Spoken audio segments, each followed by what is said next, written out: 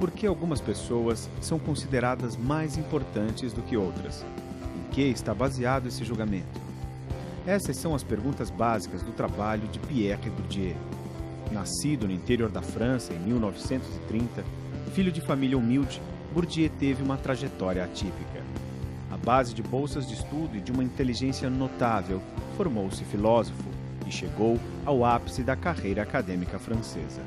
Enviado como soldado à Argélia, Bourdieu passa a estudar a sociedade argelina, em particular a primitiva sociedade cabília. Essa experiência marca sua mudança da filosofia para a sociologia.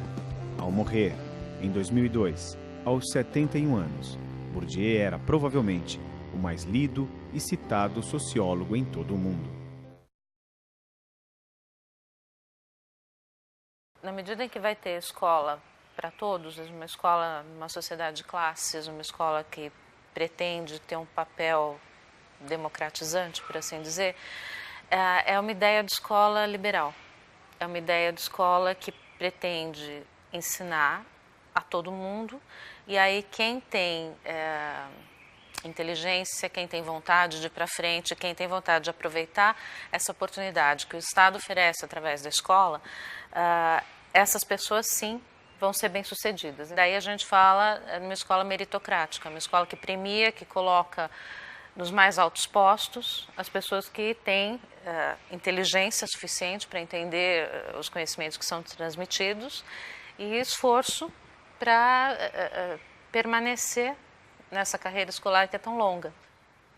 É uma ideia que está na base da disseminação da escola no Brasil, está na base, ela faz parte do pensamento, por exemplo, do Anísio Teixeira, que vai falar em democratização da escola brasileira, e é uma ideia muito bonita, né? Porque você dá escola para todo mundo e não importa a origem social da pessoa. Se ela tiver condições, se ela tiver mérito, né? Ela vai conseguir ascender socialmente. É a promessa da escola de ascensão social.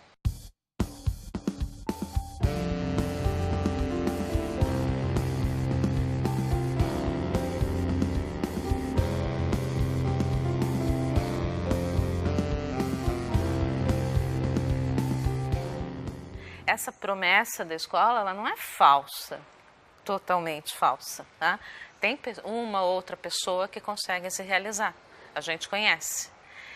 O problema é se você olhar o sistema de ensino como um todo. Você tem uma quantidade imensa de crianças que entra e uma quantidade, vamos falar em década de 60, 70, no Brasil particularmente, uma quantidade imensa de crianças que são excluídas da escola nos anos iniciais. E você tem uma quantidade ínfima de gente que consegue chegar ao ensino superior, por exemplo.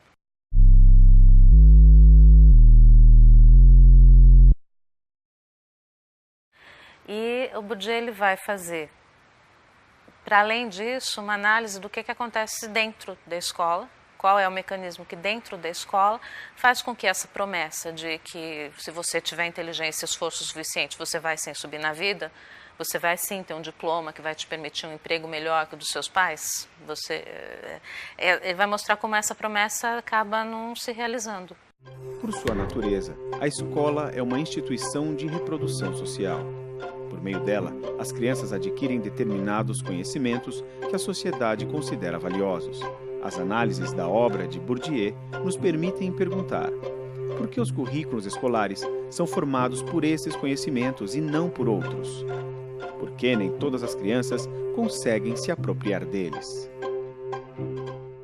A chave aí para entender por que tantas crianças não avançam nessa carreira escolar é dada por ele pela ideia de capital cultural. Ele vai falar em capital cultural, ele vai falar em capital social. Existe uma série de capitais que não são capital econômico, tal como a gente conhece, dinheiro, né? A fortuna que você tem. Porque tem efeitos sociais, tem determinadas formas de relação social, de construção de legitimidade, que elas não são dadas só pela posse de dinheiro, né? Tem outras coisas que você pode ter que te dão importância, te dão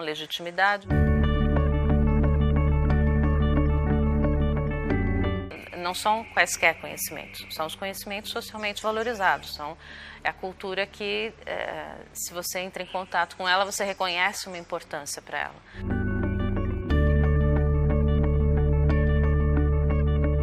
A escola vai transmitir o quê se ela pretende reproduzir a cultura da sociedade, se ela pretende transmitir uma herança cultural? Aquilo que é considerado mais legítimo. Tá? Não é nenhum plano maquiavélico, é simplesmente, vamos transmitir aquilo que é mais valioso, o que a gente tem de mais valioso para as crianças.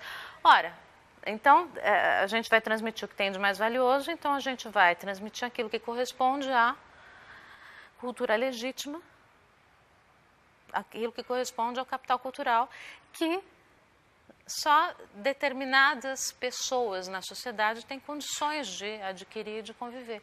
Bourdieu mostra que expressões culturais consideradas legítimas correspondem, curiosamente, àquelas da camada dita dominante da sociedade.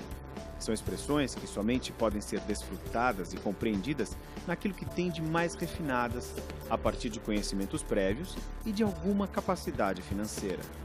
Essa relação com a cultura legitimada é que vai constituir o capital cultural, transmitido primeiramente pela família. Pessoas que leem em casa, quadros nas paredes, música, visitas a museus, mas também jogos educativos e estímulos constantes são alguns dos aspectos que ajudam a construir esse capital de jovens e crianças. Essas vivências serão fundamentais na vida escolar. A ausência delas também será. Então, na medida em que você tem todo mundo frequentando escola, você tem pessoas que têm esse capital cultural já de casa, tá? E tem pessoas que vêm de ambientes onde esse capital cultural não está à disposição, portanto, elas não têm o capital cultural, ou têm muito pouco desse capital cultural.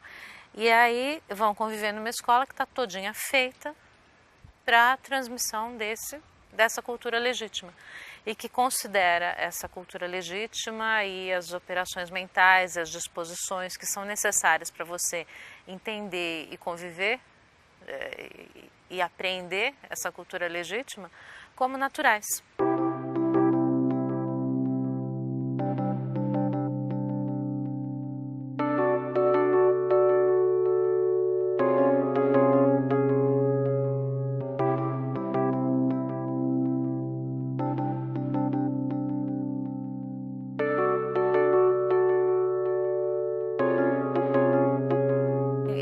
Me surpreendido às vezes. Eu estou dando aula e de repente tem palavras que eu considero que são básicas e um aluno levanta a mão e pergunta: o que quer dizer isso?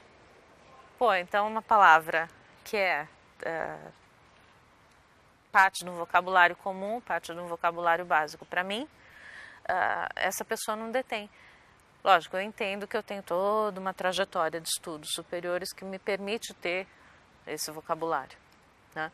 E é uma pessoa e o aluno é uma pessoa que acabou de entrar. Mas a ideia do capital cultural, que a escola espera que o aluno tenha, e eventualmente ele não tem, é bem essa.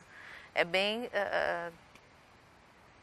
a pessoa a criança entrar num ambiente que não é em absoluto familiar para ela.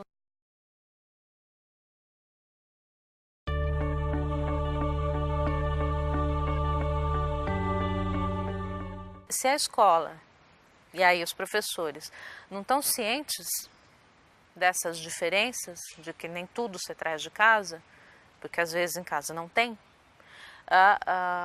o que acontece é que os professores não compreendem essa dificuldade, essa diferença dentro da escola. E agem como se ela não existisse, porque são incapazes, inclusive, de perceber. Porque a visão de mundo é tão natural você se organizar para fazer uma lição, tá? É tão óbvio que você tem que controlar o tempo de estudo para dar tempo de estudar tudo, mas isso é tão elementar que ninguém se dá o trabalho de ensinar.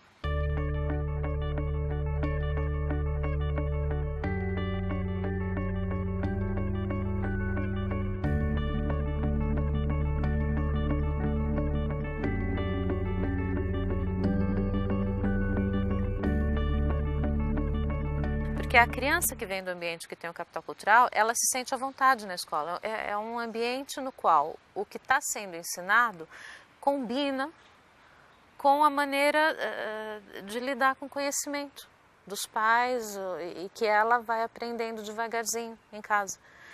Para uma criança que vem desprovida de capital cultural na escola, não combina. Tem uma lacuna aí que, se ninguém ajuda essa criança ou se ela não se esforça terrivelmente, as chances de fracasso são mais do que previsíveis. Né?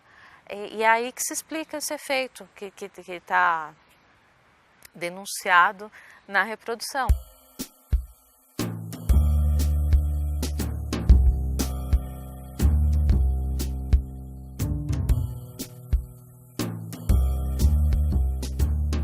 Você tem uma escola que promete identificar potenciais, no sentido de identificar quem é mais inteligente, quem é mais esforçado, quem tem mais motivação para seguir. E essa escola, de fato, ela está identificando quem tem mais capital cultural, porque é quem responde melhor, por exemplo, a uma avaliação. Você tem, quando a escola pede a resposta a uma avaliação, você tem aquele aluno que se dá super bem, então, em termos, você pede uma redação, você tem aquele aluno que escreve super bem. E isso você pode atribuir a um dom, né? O cara, ele tem o dom da escrita, né? Ele misteriosamente lida muito bem com a linguagem, ele consegue escrever uma redação mais elaborada, ele consegue apresentar uma ideia melhor. Ora, esse cara que consegue apresentar a ideia melhor, ele só consegue fazer isso porque ele vem de um ambiente que tem um capital cultural mais elaborado. Portanto, o que ele traz para responder a essa demanda da escola é alguma coisa que não está dada pela escola, que está dada por uma vivência fora dela. Aí você tem aquele aluno que consegue responder aquilo que a escola pede, aquilo que o professor pede, exatamente nos termos em que o professor pede. E esse é o aluno medíocre, esse é o aluno que não é brilhante, que não é extraordinário. É o cara que, bom, ele consegue dar conta daquilo que foi pedido. E isso também não costuma chamar demais atenção. É o aluno mediano, que não preocupa, de modo geral. E aí você tem o aluno que tem essa distância entre o que ele traz e o que a escola pede. E que, para conseguir chegar a essa resposta medíocre, é preciso um esforço enorme da parte dele. E aí entra o papel das disposições, se você quiser, porque você tem pessoas que não dispõem do capital cultural de origem, mas tem um investimento familiar na escolarização, um investimento familiar nessa aquisição desse conhecimento legítimo que a escola vai proporcionar e que, portanto, eles conseguem, à base de um esforço enorme, chegar naquela resposta mínima, aquele aluno que não se destaca, mas que precisa trabalhar muito para chegar àquilo. E aí, nesse sentido, você tem a disparidade, entre a ideia da escola, o que ela está prometendo, e o que de fato ela está fazendo.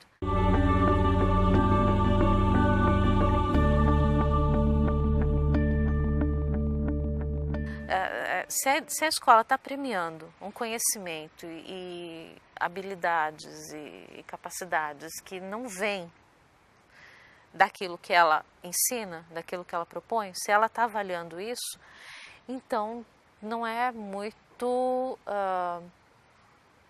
verdadeiro, não é muito apropriado dizer que a escola premia quem é mais inteligente, que a escola permite que aqueles que se esforçam mais avancem mais. Porque se o cara que se esforçou um monte para virar um aluno medíocre, por conta de uma disposição que traz de casa com relação ao estudo, ele não vai ser premiado, da mesma forma que aquele que se dá muito bem, porque tem essa relação natural com a linguagem mais sofisticada, por exemplo.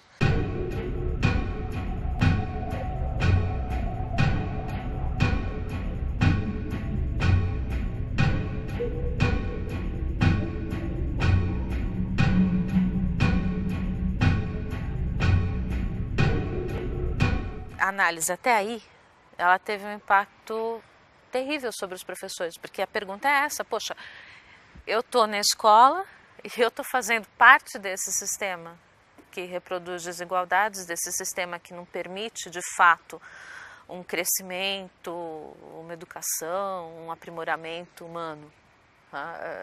E sim, eu estou simplesmente ratificando, via escola, uma origem social. Então, aquele que tem origem social melhor, o que ele consegue os melhores resultados na escola. Então, passa pela escola para ter aquilo que já tinha antes.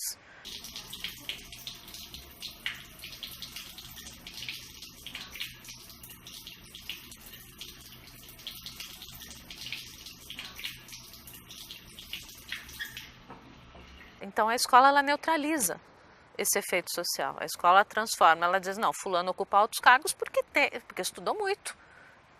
Porque se deu bem na escola, porque o cara é inteligente, por isso ele se deu bem na vida. A escola faz essa identificação das pessoas. E, nesse sentido, ela vai fazer a tal da reprodução das desigualdades sociais, porque ela transforma classificações sociais, ela permite que essas classificações sociais se transformem em classificações justas, aceitáveis, que vêm dos méritos individuais das pessoas.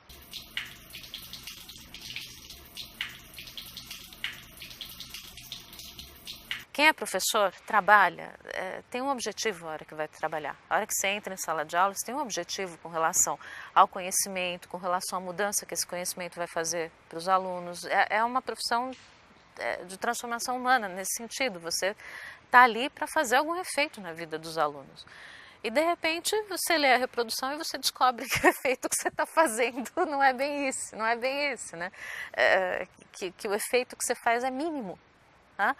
Ou pior, que você contribui para manter as relações de dominação social.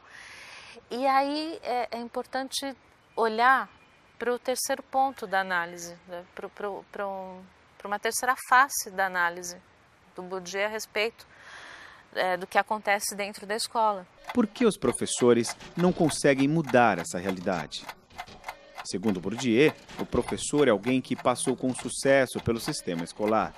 Por mais acidentada que possa ter sido sua trajetória como aluno, é alguém que conseguiu se adequar à lógica do ambiente escolar, que considera natural o modo como a escola funciona.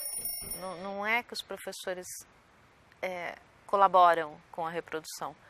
Os professores, eles estão ali fazendo aquilo que eles consideram que é o adequado. Frequentemente não conseguem enxergar uma outra possibilidade. Por quê? Volto a dizer, uma trajetória escolar longa.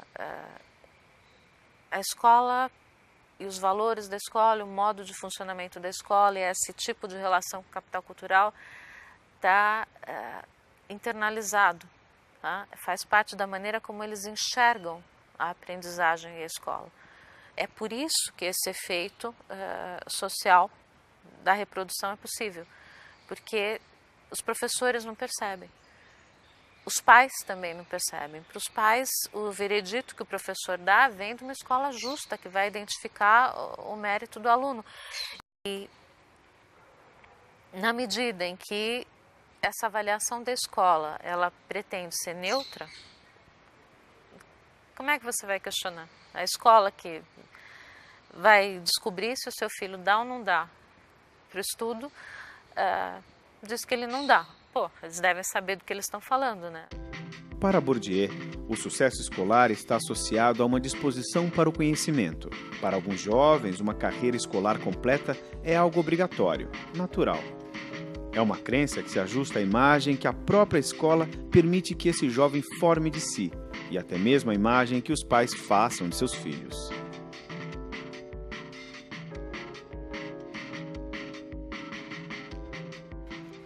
Você tem essa denúncia com relação ao que a escola faz e a compreensão na obra dele, a compreensão de que os mecanismos sociais eles têm um funcionamento muito mais sutil, muito mais difícil de perceber porque essa forma de funcionamento social, ela constrói a nossa forma de perceber o mundo.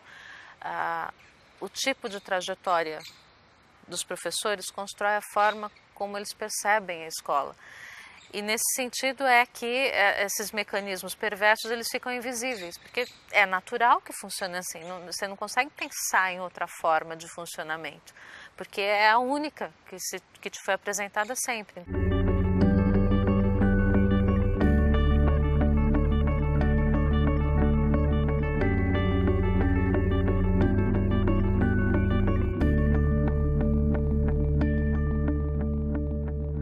Uma primeira leitura desses textos costuma deixar os professores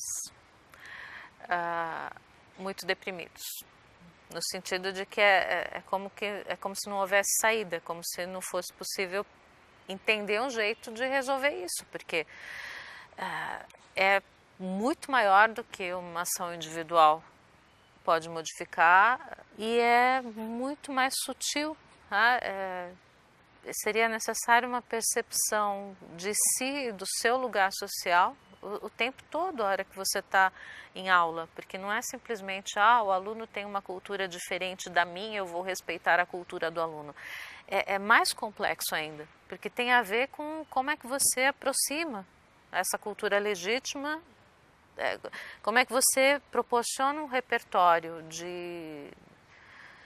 de operações mentais, um repertório de vocabulário, um repertório de percepções para pessoas que não dispõem disso. Uma solução que o Bourdieu vai indicar ele vai falar na necessidade de uma pedagogia mais racional.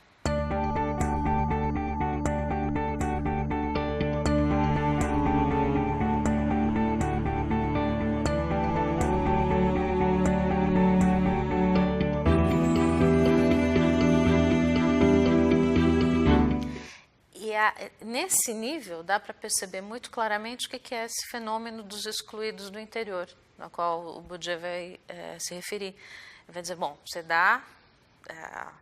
abre o sistema para todo mundo, mas de fato você mantém dentro do sistema diferenças entre as pessoas que sim são detentores de privilégio e as pessoas que estão fora disso e vão permanecer fora disso, apesar do fato de terem o diploma. Para se entender o conceito de excluídos do interior elaborado por Bourdieu, podemos pensar nos cursos do ensino superior. Há faculdades de maior prestígio que exigem dedicação cultural e sucesso em processos de seleção. Nelas, é maciça a presença de alunos com maior capital cultural. Diferentemente do que acontece em cursos de universidades menos reconhecidas, com mais vagas do que candidatos, que pouco acrescentarão ao capital cultural de seus alunos. Você chega a situações que eu escuto alguns professores com os quais eu trabalho dizerem, eu tenho um aluno na 8ª série que não sabe ler e escrever. Ora, quer mais excluído no interior que isso? O menino está na escola, está matriculado, está frequentando e, de fato, uma coisa que é muito básica, que é ler e escrever, não foi aprendido.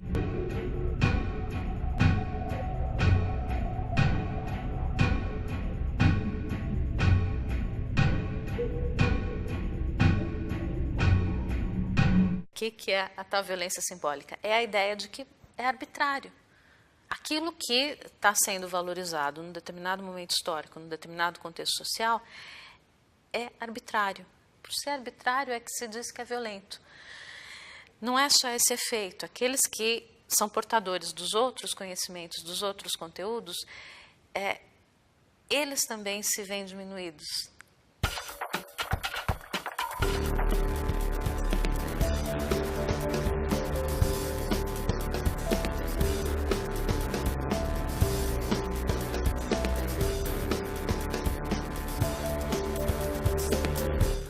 Então, se determinada conteúdo, determinada música ou determinada literatura, né, é reconhecida como determinada pintura, tá, determinada expressão em artes visuais, é reconhecida como melhor, como mais importante, como mais merecedora de bienal, ou de exposições do que outras, isso não é dado porque existe alguma coisa de essencialmente melhor nesse quadro, nessa expressão artística, e sim porque o acordo social entre as pessoas que lidam com arte é de que, bom, é isso o que é relevante neste momento histórico. Então, na medida em que só é relevante num determinado contexto histórico, num determinado contexto social, porque determinadas pessoas escolhem valorizar isso, e às vezes não são as pessoas, é uma herança que você traz, também não dá para reduzir tudo a um voluntarismo, de maneira nenhuma. Pode ser de outro jeito.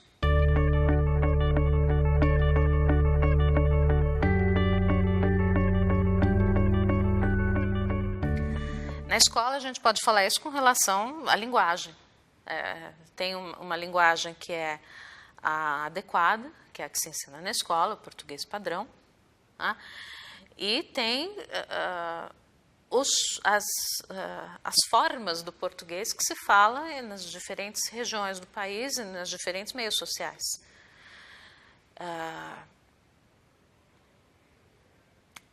Quem vai se sentir mais legítimo em termos sociais? Os caras que falam o português padrão, que compreendem esse português e que conseguem usá-lo, ou os que usam as outras formas. A ideia de violência simbólica é um pouco isso. Ninguém está sendo agredido ali.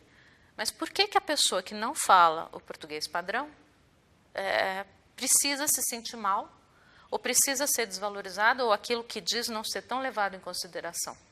Ao estudar a sociedade cabília, Bourdieu percebe que a forma de agir e de responder a determinados problemas cotidianos não tinha um princípio racional. As pessoas simplesmente agiam de uma determinada forma. A partir daí, Bourdieu escreve sobre a razão prática, que é um conjunto de comportamentos providos de uma lógica social, mas que não partem de um raciocínio explícito, de um cálculo. Daí surge a noção de hábitos. Numa compreensão que está muito interiorizada, que é quase como uma segunda natureza, que é cultural. É uma segunda natureza que a gente tem, que é cultural. São valores, são formas de perceber o mundo, são formas de organizar o ambiente, são formas de se mexer, porque está inclusive no corpo, que são culturalmente herdadas, portanto são comuns a todo um grupo, mas ao mesmo tempo que são comuns a todo um grupo, tem uma expressão absolutamente individual que é dada por cada um ao enfrentar os desafios do dia a dia, porque o dia a dia é imprevisível. Então não dá para você ter uma resposta para todas as situações fechadas, porque é imprevisível. Qualquer um que dá aula sabe disso. Você prepara uma aula X, certo? E de repente um aluno te propõe uma questão Y, ou tem um dia que você não está bem, ou os alunos não estão bem, ou sei lá, bota uma bomba na escola, é imprevisível. E aí você tem que reagir a isso. Só que você não reage a isso aleatoriamente. Essas decisões que a gente toma num nível pré-reflexivo, ou seja, que frequentemente você não tem tempo para pensar sobre aquilo, você faz. Isso é da ordem do hábitos, isso é da ordem dessa razão prática.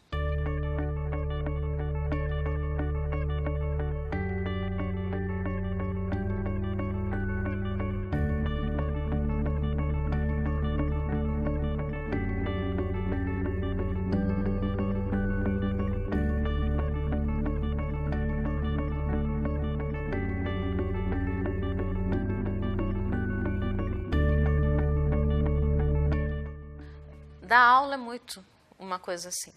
Você não tem tempo de parar, não. A hora que você está dando aula, você tem que dar conta de explicar determinadas coisas, você tem que dar conta de que os alunos tenham o mínimo de disciplina, você tem que dar conta de uma série de coisas, né? E os alunos, às vezes, irrompem de jeitos que você nunca quer imaginar. Mas você tem que dar alguma resposta para aquilo. Não dá tempo para sair, refletir, estudar um método. Não, você tem que ir lá e resolver. Em As Categorias do Juízo Professoral, Bourdieu fala do hábitos na escola. No texto, são analisadas avaliações de professores sobre alunos do ensino médio. Ele percebe que as notas atribuídas e os adjetivos usados têm estreita relação com a origem social e com o capital cultural dos estudantes. O interessante aí é que os adjetivos que são usados para classificar os trabalhos, eles remetem, em alguma medida, à figura dos alunos. Porque não são adjetivos que possam ser usados tranquilamente para um trabalho escrito, são adjetivos que falam de características pessoais. E aí, na verdade, os professores estão...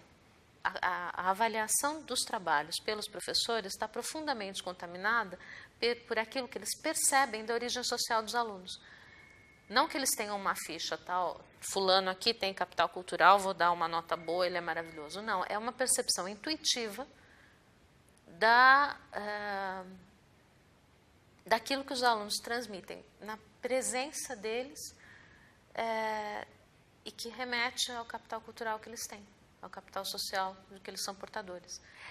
Quando Bourdieu vai dizer dos efeitos possíveis da obra dele, dos efeitos possíveis das denúncias que ele faz, ele enfatiza o fato de que, na medida em que você entende como funciona o mecanismo, na medida em que você percebe